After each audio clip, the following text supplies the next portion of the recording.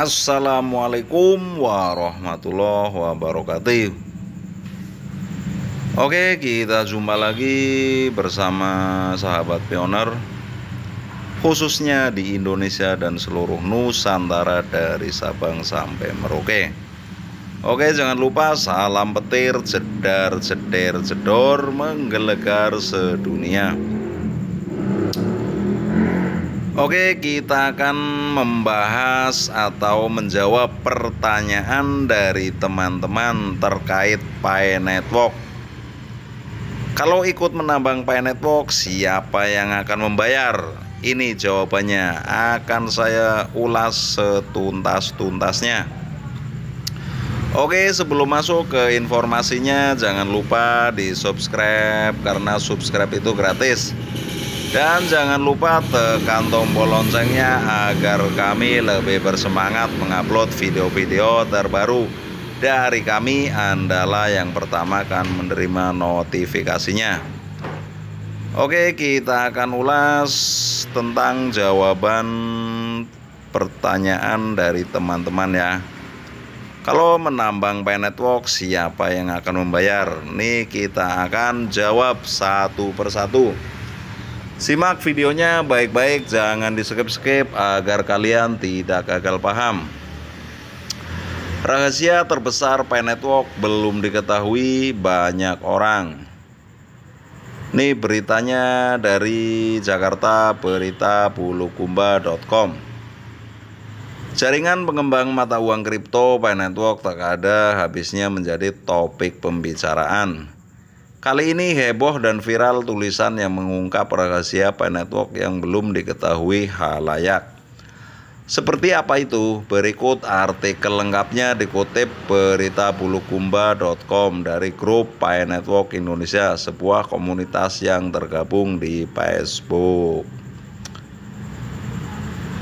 Mari kita pahami secara bahasa sederhana, bahasa yang simpel supaya kita tidak akan meninggalkan koin Pi dan paham akan Pi Network akan sukses. Simak videonya baik-baik. Aset terbesar di Pi Network adalah teknologi blockchain Web3 atau Web 3.0 dan komunitas yang sudah sangat besar, yaitu 40 juta orang pengguna aktif. Mari kita pahami apa itu Web3 atau Web 3 dan apa hubungannya kesuksesan Web3 dengan koin Pi.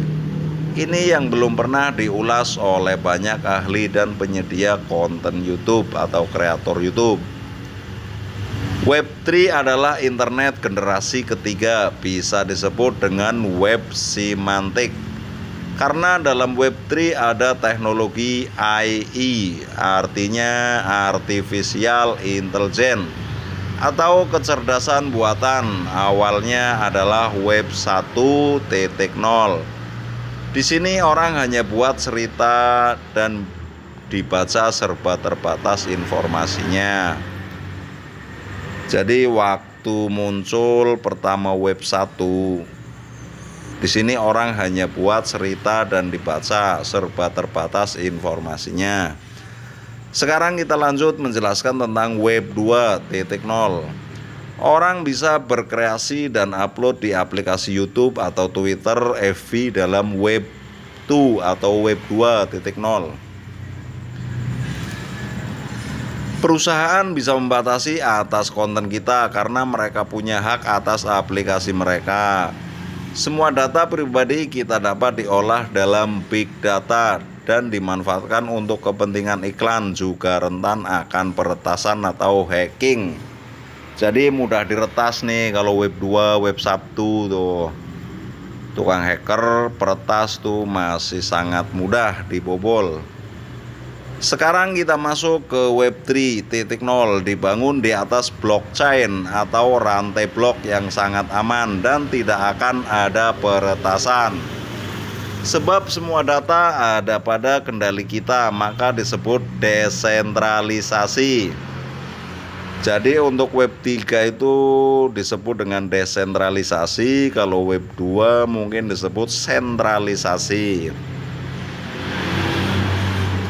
Oke, kita lanjut. Ini adalah aset yang sangat besar menghasilkan uang yang unlimited.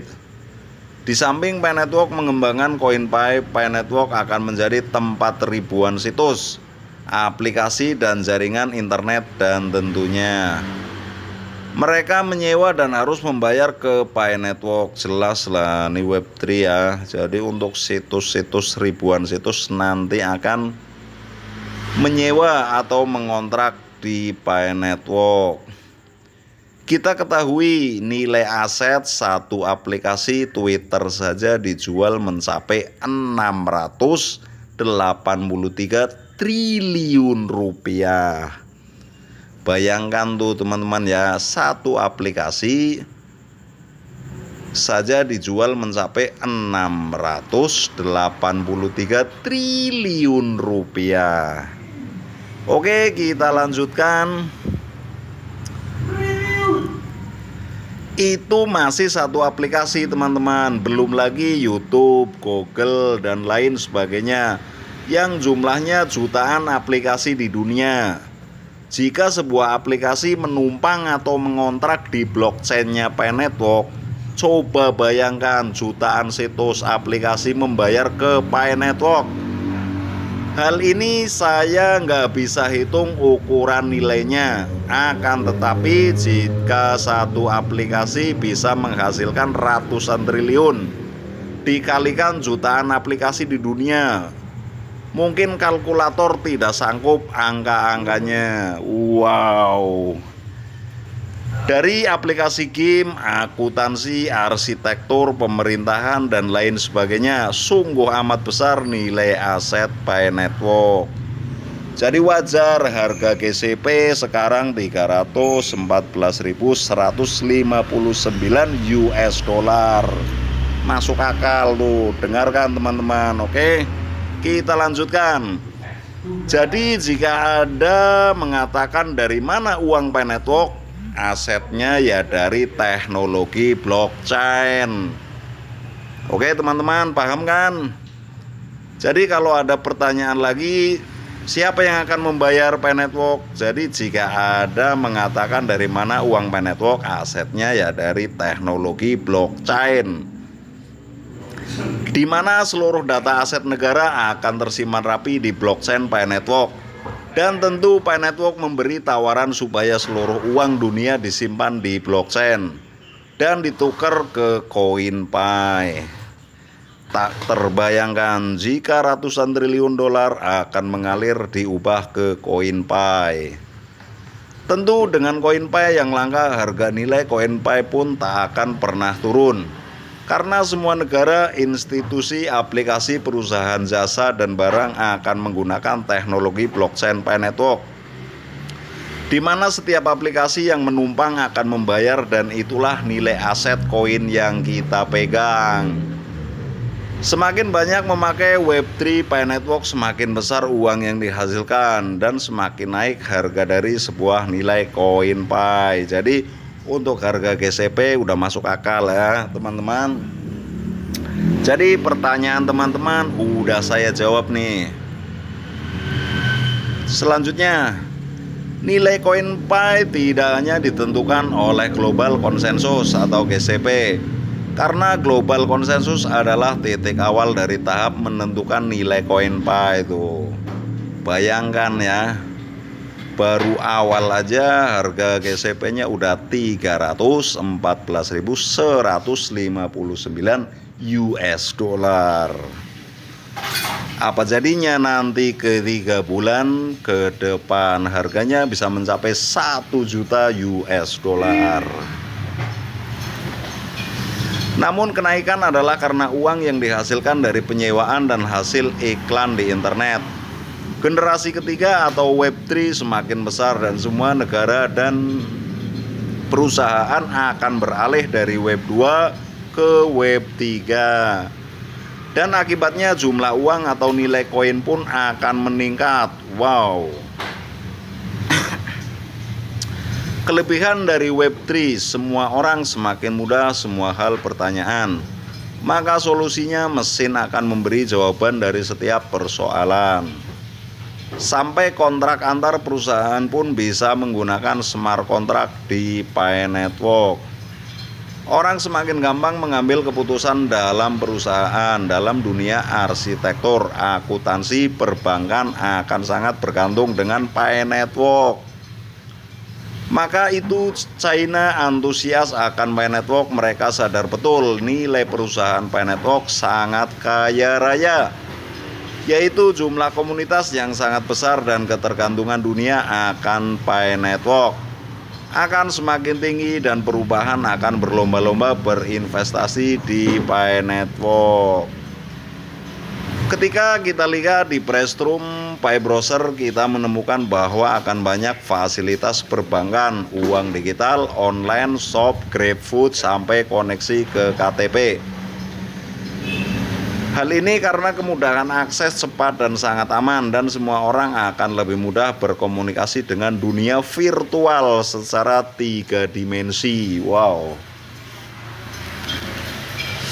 Inilah rahasia terbesar di Pi Network yang banyak orang belum disadari, bahwa nilai koin Pi yang kita pegang sangat-sangat tinggi nilainya. Jadi untuk teman-teman, simpan baik-baik koin Pi Anda, karena koin Pi Anda sangat berharga nantinya. Jangan mudah tertipu oleh kaum serok. Berbagai macam caranya, harus kuat menyimpannya. Jangan mudah tergoda karena harga receh atau harga kacang.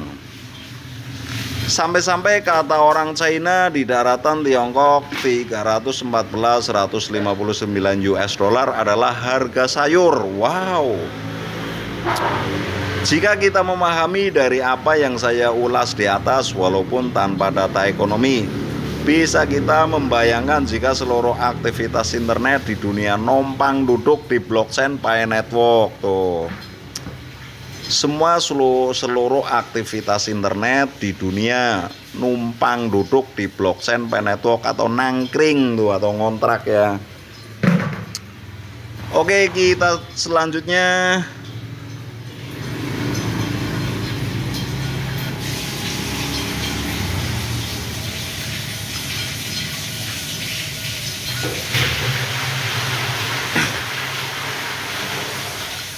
seberapa besar nilai yang akan dihasilkan oleh Pi Network belum ada data analisis, namun cukup kita bayangkan bahwa koin Pi nyata buat kita kaya raya. Mungkin ini yang bisa saya bagikan karena cukup panjang sebenarnya menjelaskannya mengapa koin Pi itu sangat mahal. Tapi saya rasa ini bisa buat kita melek dunia digital, bahwa koin Pi benar-benar nyata besar manfaatnya buat kita dan anak cucu kita sebagai generasi penerus. Jadi jaga koin Pi masing-masing, jaga prasasti, tulis tangan, laminating, simpan di tempat aman, surat berharga seperti ijazah, dan ngeklik tepat waktu. Jadi jangan dianggap remeh prasasti.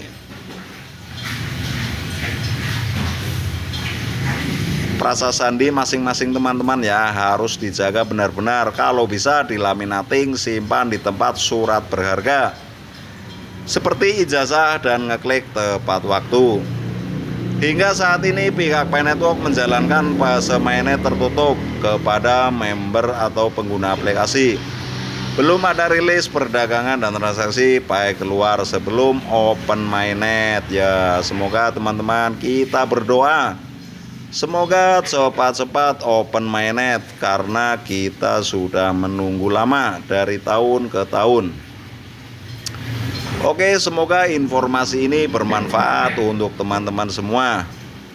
Kami ucapkan wabil taufik wal hidayah waridho wal inayah. Wassalamualaikum warahmatullahi wabarakatuh. Salam petir, jedar, jeder, jedor, menggelegar sedunia. Salam sukses kaya rame-rame.